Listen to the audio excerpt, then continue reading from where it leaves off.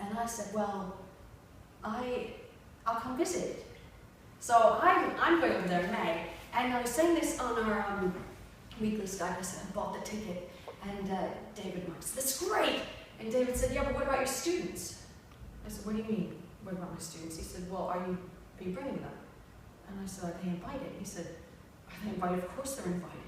And so I put out an email to the students, and he said, wait, not only are they invited, but this would be great, because one of the things that David really does with his students is he promotes student agency in their work. So they're in charge of what they do, their lives are out in front of them, they're in their third and fourth years of American high school, and they're thinking about what sort of profession they might do, whether or not they're going to go on to university, take up a vocation. It's a really pivotal time in these people's lives. And so he says, think about what you might want to do.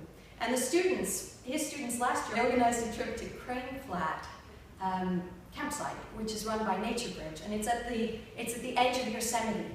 And the Righetti High School, where they are, is a couple of hours. It's about 2.5 hours north of LA. And so they're sort of settled between the sea and these fantastic mountains and redwoods. And so the students, as a sort of trip to, not quite get away, but time to reflect, do things that are creative, take time to really develop what they want to do, they made this trip out there.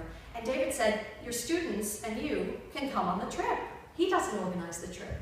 The students organize the trip. Last year, a 17-year-old girl organized the trip. And the people at Nature Bridge rang up David and he said, Dr. Preston, who should I contact about the permission forms? And they said, well, you need to talk to Melissa. She's the one organizing it. He said, but she's 17. He said, you're correct. So the students really do take charge of it. This year, the trip was being organized by a girl called Brianna Rodriguez. And very, very tragically, the day after David invited my students, and my students committed to being involved, she was killed in an accident. So the whole organization of the trip has now been taken over by other classmates to take this forward. And my students, we got together and recorded a piece of music, sent it over in honor of her. And it's taken on a whole other level of meaning, really. So there's a collaborative effort for my students who are studying instrumental and vocal teaching to go over there, use the skills they've learned throughout their coursework to help the high school students realize some of the dreams that they want to do. Also to learn how is it to communicate and interact with people in different settings, when you're not in a classroom, across cultures, across instruments, the whole thing. It's bringing it to life and making it have meaning where they know they're going to be the ones who've done something. They're not doing what a teacher says, and I'm not quite sure what's going to happen when we're over there. The one thing that we have said we're going to do, and we're not sure quite how it'll turn out, is we're going to record the process. So we're going to record it through audio, through video, and we hope to produce an album out of it. I had to correct my lovely British students that we're not going to Yosemite, it's Yosemite. And we've decided that we're going to call our group, coming from this end, Musiquality. So it's the quality that goes with music, but it's what we can bring to people's experience, to their lives, and what we collaboratively can create. The only problem is it costs a lot of money, and it's not part of their course. It's after the semester ends here, and they really, they want to do it. So it might become part of the course next year. I've put in for official paperwork that can happen, but so far this is just us taking a trip. And so they've had to work really hard. Of course, we had to buy the airplane tickets, so I did, because one of the most important things in making something happen is to have somebody who believes in you.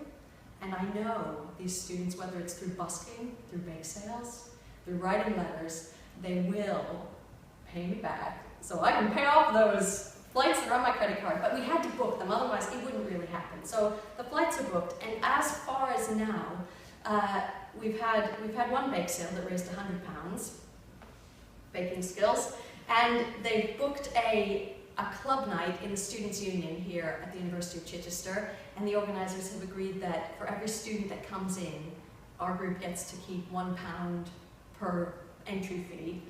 And we've been writing to companies asking for donations, whether it's a monetary donation or a thing, and we've had things like Southern Rail have donated 2 day passes, so we're going to be raffling off things like that. We've had substantial financial donations. One came from Ali C, which is an international company, and the other one came from Seward Limited in Worthing, and that's been a great help both for morale for the students, because they know actually they are going to be paying back for the tickets, and that's just the flights. Then they still have to raise, you know, the room and the board, the transport getting to the airport, the extra baggage fees because we're bringing recording things and instruments.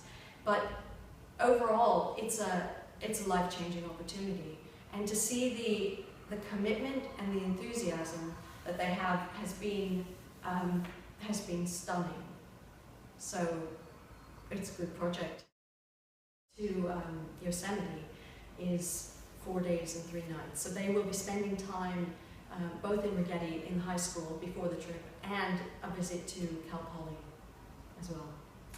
Well, it sounds like a fantastic project, and we're really looking forward to re-engaging with you when you come back from the trip and doing an update then. Thank you. Well, watch this space. We're going to be using the hashtag of Musiquality on Twitter, and they're all going to be blogging about it. Laura Ritchie, thank you. Thanks.